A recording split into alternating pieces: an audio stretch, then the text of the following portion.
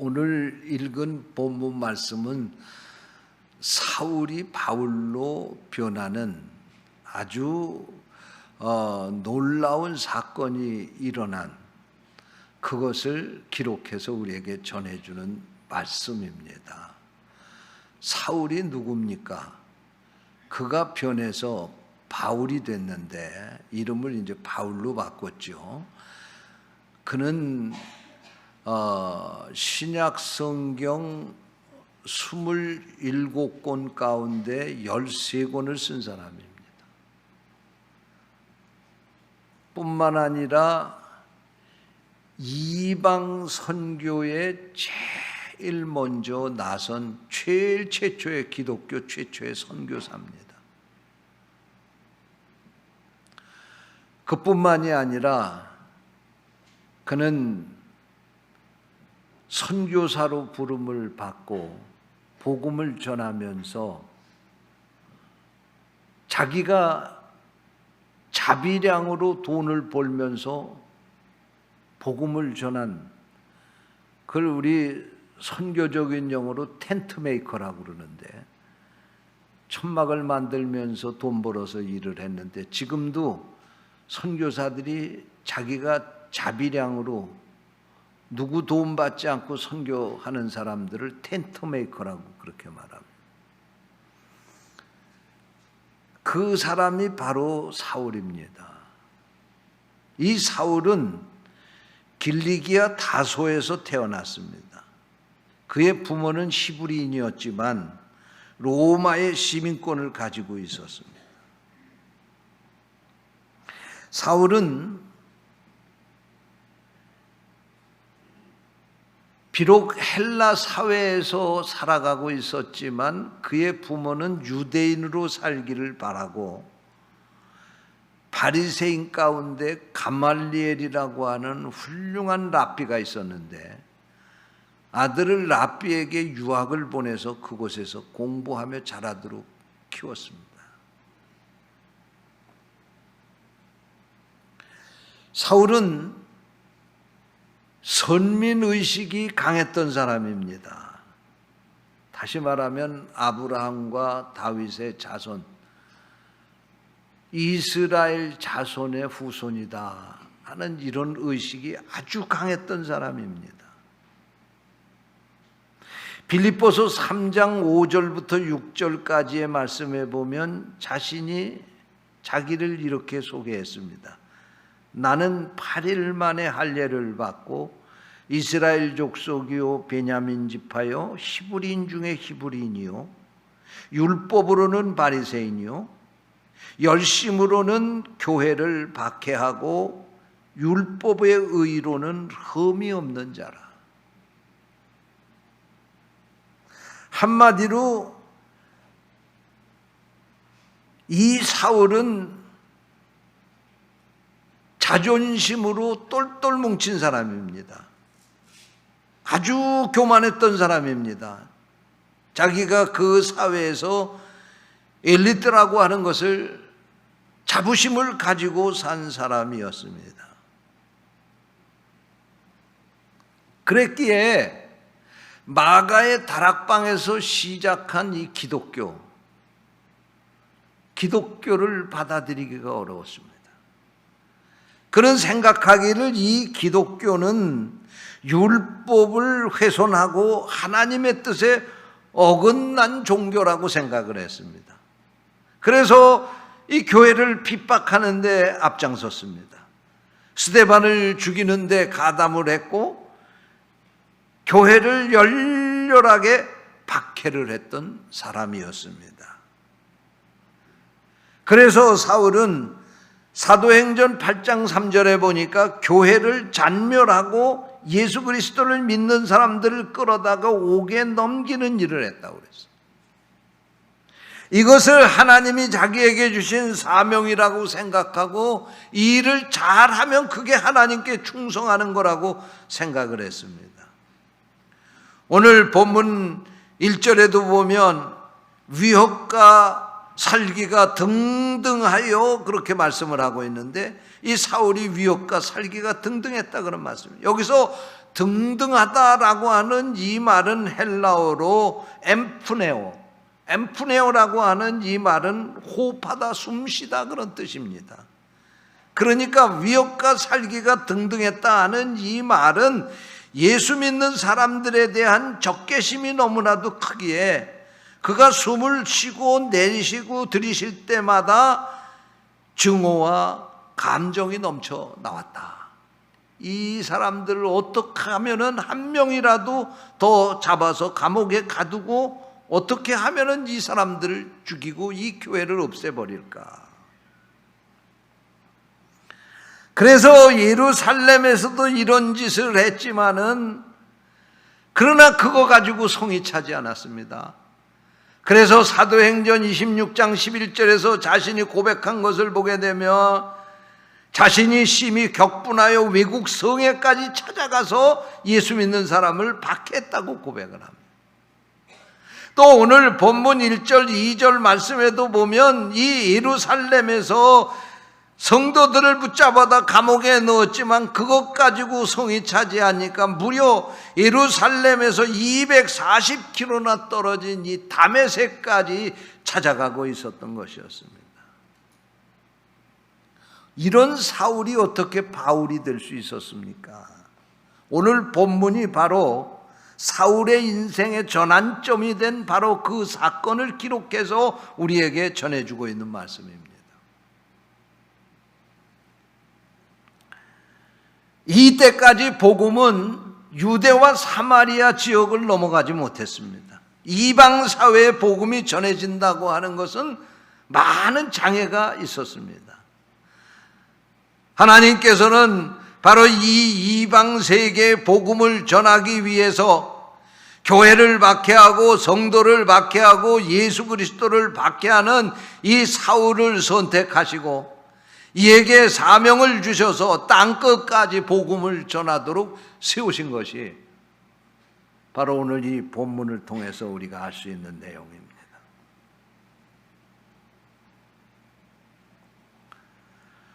오늘 본문 1절 2절 말씀에 보게 되면 믿는 성도들을 핍박하기 위해서 다메섹으로 가는 사울에게는 두 가지의 큰 현상이 나타나게 됩니다. 첫 번째 나타나는 현상은 하늘로부터 강한 빛이 사울에게 내리비쳤다, 그런 말씀입니다. 하늘에서 햇빛보다도 더 강한 빛이 내리쪼이자 사울은 그만 땅바닥에 쓰러지고 말았습니다.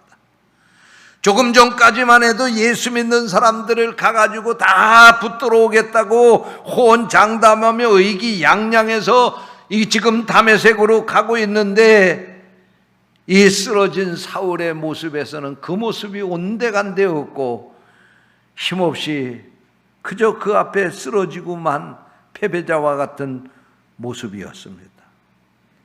두 번째 그에게 나타난 현상은 하늘로부터 들리는 소리였습니다. 하늘에서 소리가 들렸습니다. 사울아, 사울아. 그리고 소리가 들렸습니다. 예수님께서 엎드러진 이 사울을 두 번씩이나 부르는 소리였습니다.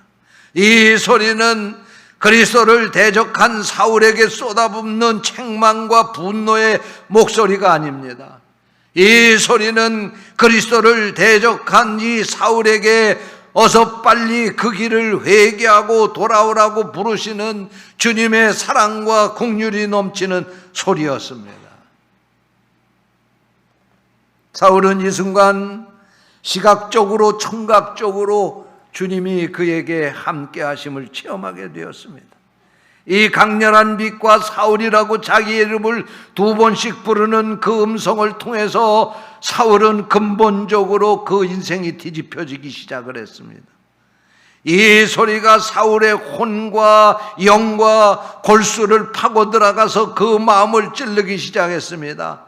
그 순간 그는 하나님 앞에 회개하기 시작합니다.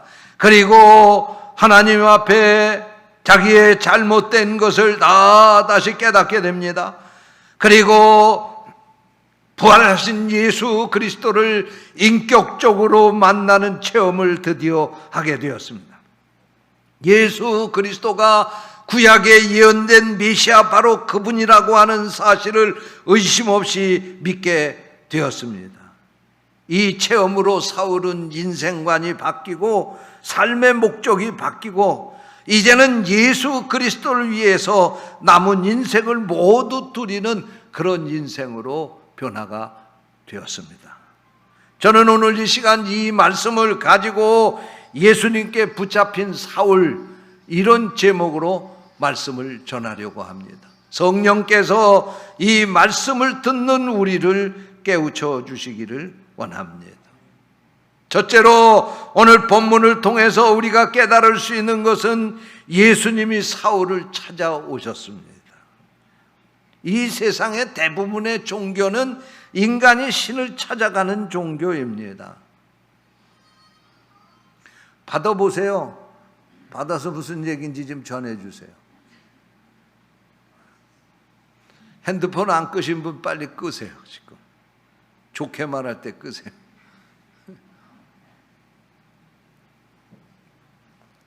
세상의 모든 대부분의 종교들은 인간이 신을 찾아서 가는 겁니다.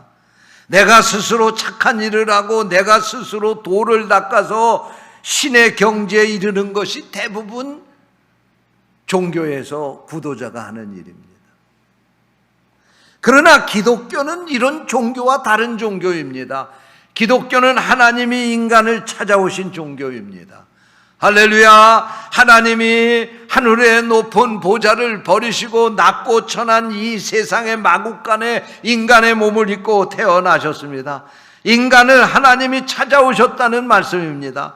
그래서 오늘 본문 말씀에도 보면 사울이 예수님을 찾아간 것이 아니라 예수님이 사울을 찾아오셨습니다. 그리고 이 사울을 만나시고 그를 종으로 삼으셨습니다. 이것이 바로 기독교입니다. 사실 사울은 다메섹으로 예수 믿는 사람을 붙잡으러 가다가 자신이 오히려 예수님께 붙잡히게 되었다는 말씀이 오늘 본문 말씀입니다. 이때 사울은 예수 그리스도가 누군지를 몰랐습니다. 그래서 예수를 십자가에 못 박는데도 동조했습니다. 제자들을 잡아서 감옥에 가두고 죽이는 데 앞장섰습니다. 교회를 핍박하는 데 앞장서게 된 것입니다. 이렇게 살아가던 이 사울에게 부활하신 예수님이 찾아오신 것입니다. 할렐루야. 그리고 그를 변화시키기 시작한 것입니다. 그를 주의 종으로 삼으신 것입니다. 이제부터 사울은 예수님께 붙잡혀 사는 인생을 시작하게 된 것입니다. 하루아침에 그의 입장이 바뀌어서 예수 그리스도를 전하는 사람들에게 핍박을 하는 것이 아니라 자신이 예수 그리스도를 전하는 사도가 되어서 그들에게 가서 예수를 전하게 되었다는 말씀입니다. 사실 사울이 이렇게 예수 그리스도를 전한다고 하는 일은 보통 난감한 일이 아니었습니다. 적어도 두 가지 면에서 사울이 이렇게 복음을 전하는 전도자가 된다고 하는 것은 참으로 힘든 일이었습니다. 첫 번째로는 사울이 동료들로부터 배신자의 낙인이 찍힐 것이기 때문에 사실 이런 일을 감행하는 것은 사울에게 쉽지 않은 일이었습니다. 그와 함께 많은 동료들이 교회를 핍박하는데 동조했습니다. 그리고 그 무엇보다도 사울이 앞장서서 교회를 핍박하고 예수 믿는 사람들을 잔멸하는 그런 짓을 했던 사람입니다. 그런데 그가 하루아침에 이 길에서 돌아선다고 하는 것은 쉬운 일이 아니었어요. 제가 어느 책에 보니까 일본의 야쿠자에서 깡패 노릇을 하던 사람들이 아내를 만나가지고 아내가 예수를 믿었는데 예수를 믿게 된 그 간증을 쓴 이야기를 봤습니다.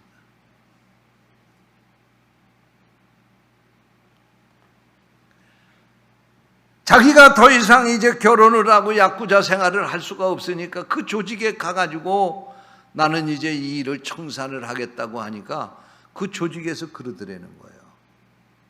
그러면 너는 나가는 건 허락을 하겠는데 나가는 대신 네 손가락을 잘라라 그러더래요. 그래서 이 사람이 손가락을 자르고 나왔대요.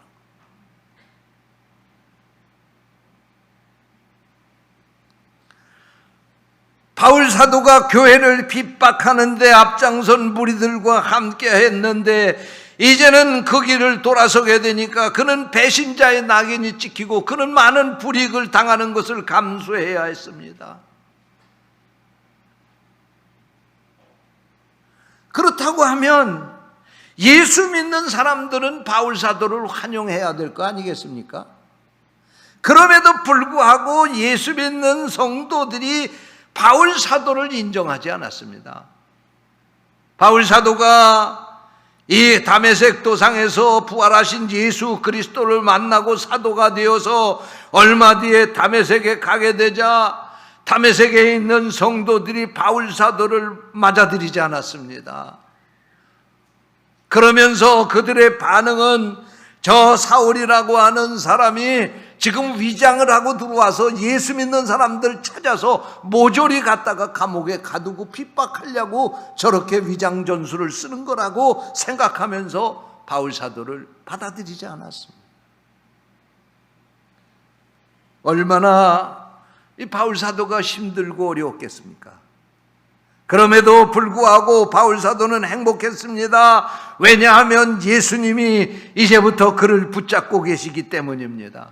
지금 그의 육신적인 상황은 상한 갈대와 같고 꺼져가는 등불과 같은 존재였지만 세상 사람들은 그에게 등을 돌렸지만 주님은 그를 붙잡으셨습니다. 주님께 붙잡힌 그의 인생은 최대 행복과 희열을 맛보는 삶이었다는 말씀입니다. 그러기에 그는 빌립보서 3장 8절에서 고백하기를 지금까지 가졌던 모든 것을 배설물과 같이 여기고 버렸다고 고백을 했습니다. 지금 자기가 가지고 있던 모든 것들 예수님 만나고 나니까 그게 아무것도 아닌 거예요. 거기에 목숨 걸고 살았던 자기 어리석음을 깨닫게 된 겁니다. 지금까지는 자기가 명예를 가지고 있고 학벌을 가지고 있고 권세를 가지고 있고 율법으로는 의롭고 이런 것이 자기를 행복하게 지켜줬다고 생각을 했는데 예수를 만나고 나니까 지금까지 살아온 삶이 행복한 삶이 아니었던 거예요. 그래서 그는 자기가 가지고 있는 모든 것을 배설물과 같이 버렸다는 것입니다. 사랑하는 성도 여러분, 오늘 이 바울 사도가 만난 이 예수 그리스도를 여러분도 만날 수 있게 되시기를 주님의 이름으로 축원합니다. 그저 어렴풋이 예수님이 나를 붙잡고 살고 있는 것이겠지라고 하는 생각 속에서 살지 마시고 예수님께 확실하게 붙잡혀 살고 있다고 하는 확실한 체험을 가지고 사는 성도들이 되시기를 주님의 이름으로 축원합니다. 둘째로 오늘 본문 말씀을 보면 예수님은 사울을 찾아오셨을 뿐만 아니라 그를 변화시켜 주셨습니다. 예수님이 사울을 만나심으로 말미암아 예수님과 교회를 핍박하던 사울을 예수님을 전하고 교회를 세우는 사도로 그의 인생을 180도 바꾸어 주십니다. 한 개인이 변화가 된다고 하는 것은 인류 문명사를 바꾸는 계기가 된 것입니다. 이 사울 한 사람의 변화가 아니라 사울 한 사람의 변화는 그가 전하는 복음을 통해서 그 문명을 바꾸게 된 것입니다. 그래서 여러분, 영국의 유명한 역사가 아놀드 토인비는 말하기를 사울을 로마로 싣고 가는 배는 문명을 싣고 갔다, 그렇게 말하지 않았습니까? 예수 그리스도의 탄생이 BC와 AD로 그 기원을 바꿔 놓은 것처럼 이 사울의 변화는 유대 종교를 세계 종교로 만드는 시작이 되었다는 말씀입니다.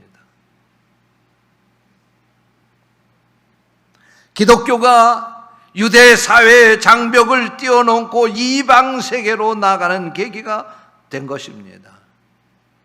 여러분, 만약에 이 사울이 예수 그리스도를 만나지 못했다고 하면 오늘 우리가 어떻게 예수를 믿었겠어요?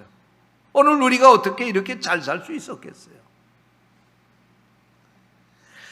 이 사울이 만약에 예수 그리스도를 만나지 못했다고 하면 그가 가지고 있는 로마의 시민권, 그가 가지고 있는 학벌, 그가 철저하게 지켜왔던 율법에 대한 그 열정이 오히려 지옥을 향한 지름길이 되었을 것입니다.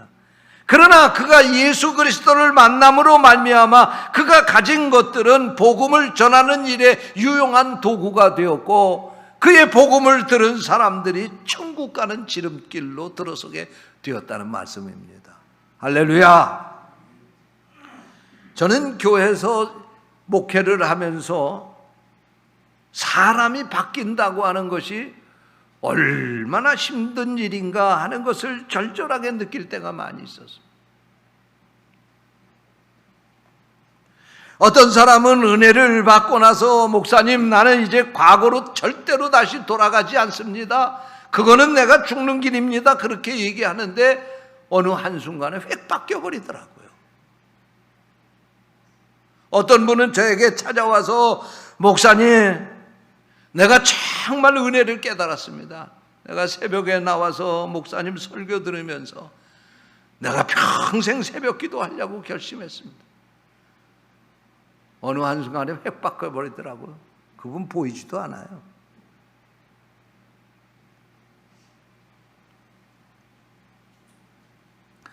저 사람은 절대로 변하지 않을 것이다, 그렇게 생각한 사람들이 보면 육신을 따라가고 옛날로 돌아가는 경우를 많이 보게 되었습니다. 여러분, 그러면 왜 예수를 믿는 사람들이 이렇게 변하지 않는 것입니까? 결론부터 먼저 말씀을 드리면 그 사람은 비록 교회에는 나와 있지만 예수를 믿는다고 말은 하지만 인격적으로 예수님을 만나지 않았기 때문에 그런 것입니다.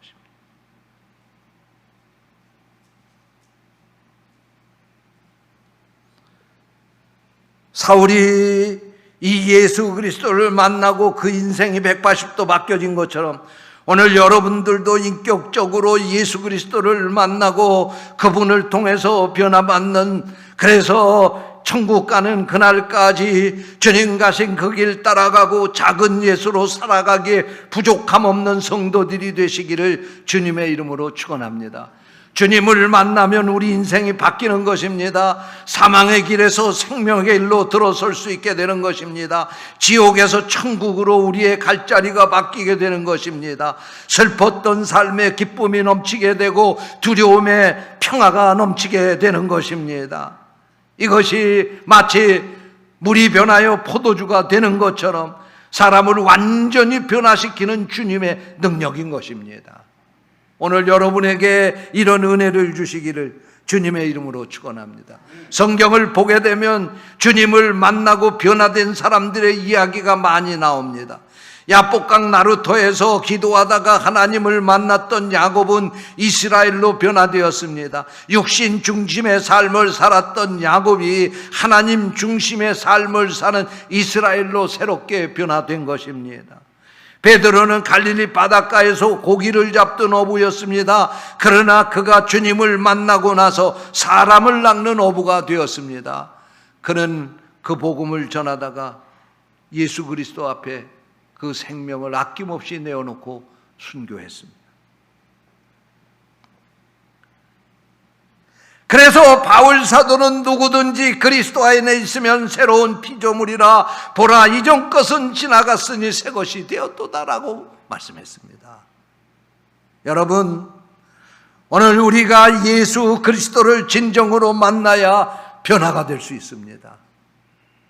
이런 변화가 있기 전까지는 나의 구원도 의심해야 됩니다. 오늘 성경을 보게 되면 사울은 예수 그리스도를 만나고 나서 세 가지의 변화를 그는 체험하게 되었습니다. 첫 번째로는 그리스도인을 붙잡으러 가다가 자신이 그리스도에게 붙잡힌 삶을 살게 되었습니다. 두 번째로는 예수가 메시아라고 전하는 것을 방해하러 가다가 자신이 예수가 메시아라고 증거하는 사도가 되었습니다. 세 번째로는 그는 그리스도인들을 박해하는 사람이었는데 예수 그리스도를 만나고 나서 그는 그리스도인들과 함께 박해를 받는 사람이 되었다는 말씀입니다. 사랑하는 성도 여러분, 영적으로 인격적으로 예수 그리스도를 만나셔서 변화의 체험을 경험하며 사는 성도들이 되시기를 주님의 이름으로 축원합니다. 셋째로 오늘 본문 말씀을 보게 되면 예수님이 사울의 인생의 주인이 되신 것을 알 수 있습니다. 사울이라고 하는 청년이 예수님을 만나기 전까지는 그의 인생은 자기가 운전대를 붙잡고 가는 인생이었습니다. 자기가 좋으면 예수 믿는 사람 핍박하고 감옥에 가뒀어요. 자기의 마음이 시키는 대로 그는 행동했습니다. 그래서 외국 성에까지 가고 다메섹까지 지금 예수 그리스도를 믿는 사람들을 핍박하러 가고 있는 것이었습니다. 그의 인생의 주인은 바로 자기 자신이었습니다. 그런데 이 다메섹 도상에서 그는 새로운 체험을 하게 됩니다. 지난날 자기가 자기 인생을 잃고 끌고 가던 운전대를 주님 앞에 맡긴 것입니다. 그리고 주님이 인도하시는 대로, 주님이 역사하시는 대로 순종하며 살다가 성경에는 나오지 않지만 기독교 초기 역사나 전설에 의하면 이 사울은 마지막에 예수 그리스도를 위해서 로마에 가서 복음을 전하다가 순교했다고 전해지고 있습니다.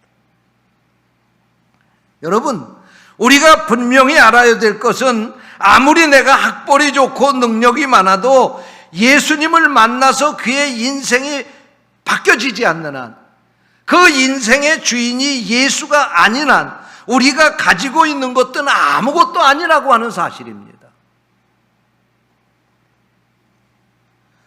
사울은 탁월한 능력을 가진 사람이었습니다. 누구보다도 많은 좋은 출세할 수 있는 조건들을 가지고 편안하게 살 수 있는 사람이었습니다. 그러나 그가 예수를 만나기 전까지는 그는 진정한 행복도, 진정한 구원의 확신도 가질 수 없는 그런 삶을 살았습니다. 그러나 이제 그의 인생을 예수님께 내맡기고 주님의 그 뜻에 순종하게 되자 그는 그 인생의 주인이 바뀐과 동시에 그의 인생의 방향도 바뀌어지게 되고 살아야 될 삶의 이유도 바뀌어지게 되고 삶의 목적도 바뀌어지게 되었습니다. 사랑하는 성도 여러분, 믿음은 예수를 붙잡고 사는 삶입니다. 믿음으로 산다는 것은 지난날 세상을 붙잡고 살았으나 이제는 예수님을 붙잡고 가는 것입니다. 그래서 바울 사도는 빌립보서 3장 8절에서 내가 그를 위하여 모든 것을 잃어버리고 배설물로 여기는 그리스도를 믿었기 때문이라고 고백했습니다. 이런 고백이 우리에게도 있기 전에는 우리는 온전한 그리스도인이라고 말할 수 없습니다. 예수 그리스도가 나를 붙잡아야 됩니다. 아니, 예수 그리스도께 내 인생을 맡기고 주님이 주인으로 나를 주장해 주실 때 진정으로 우리가 삶의 가치를 느낄 수 있으며 진정한 행복을 맛볼 수 있는 것입니다. 바울 사도는 자기가 지금까지 붙잡았던 모든 것을 내어놓은 것을 선언하면서 그 자신이 스스로 자기를 가리켜서 이제는 그리스도의 종 바울이 되었다고 고백을 했습니다. 여기서 종이라고 하는 말은 헬라어로 둘로 쓰이고 이 말은 노예라고 하는 뜻입니다. 바울 사도는 주님은 자기 인생의 주인이고 자기는 주님의 노예다, 그렇게 생각하며 평생을 살았습니다. 오늘 여러분에게도 이런 은혜가 있으시기를 주의 이름으로 축원합니다. 기도하겠습니다. 하나님 아버지, 내 인생의 주인을 예수님으로 모셔야 되는데 아직까지도 우리는 예수를 믿고 믿음 안에 산다고 하면서도 내가 좋은 대로, 내 마음대로, 내 생각대로, 내 욕심대로 살았습니다. 오늘 말씀 앞에 회개하게 하시고 이제 우리의 인생을 주님 앞에 맡기게 하시고 주님이 인도하시고 역사하시는 대로 순종하며 살게 하여 주옵소서. 주님의 이름으로 간절히 기도하옵나이다. 아멘.